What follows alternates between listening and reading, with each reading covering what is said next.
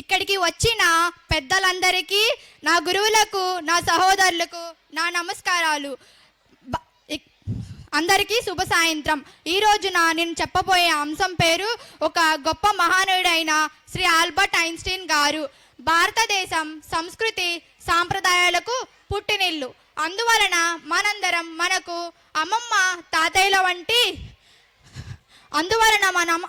తాతయ్యల వంటి శాస్త్రవేత్తలను గుర్తు చేసుకొని వారి సంతోషాలను మనం అభినందించాలి.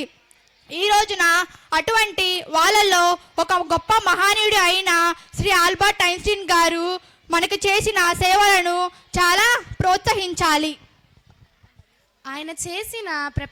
ఆయన ప్రపంచానికి చేసిన అబ్బురపరిచే మేలులను మరియు ఆయన ప్రపంచానికి చేసిన అబ్బురపరిచే నోబెల్ ప్రైజ్తో సత్కరించుకుంది. మన ప్రపంచము ఆయన పరిశోధనలను అభివృద్ధికి ఉపయోగించుకుంటూ దానిని మానవాళి వినాశనానికి కూడా ఉపయోగించుకుంది. ఉదాహరణకు మనం శక్తి నియమంను ఉపయోగించుకొని అణు విద్యుత్ను తయారు చేసి మన జీవన ప్రమాణాలను మెరుగుపరుచుకోగలము. అలానే అణుబాంబును తయారు చేసి మానవాళిని, ప్రకృతిని నాశనం చేయగలము. ఐన్స్టీన్ గారికి ఇది తీరని దుఃఖాన్ని, నిరాశను కల్పించడం వల్ల ప్రపంచమంతా కలిసి ఒకటిగా ఉండి ఈ మానవాళిని, జీవ వైవిధ్యాలను విఘాతం చేయకూడదని కోరుకున్నారు.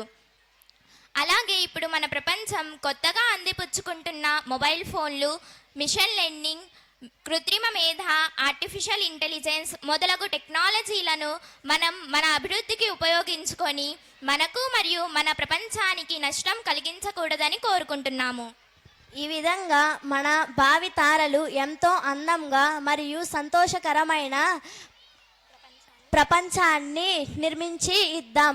మా ఈ మనసులు మీరందరూ చక్కగా ఆలోచించి మంచిని గెలిపిస్తారని ఆశిస్తూ ఇంత శ్రద్ధగా విన్న అందరికీ నా హృదయపూర్వక ధన్యవాదాలు. Wow, very good. It was very inspiring speech. Very good, well said. Parents ఒక్క నిమిషం అండి. రేపు హాలిడే అండి, యాన్యువల్ డే సెలబ్రేషన్.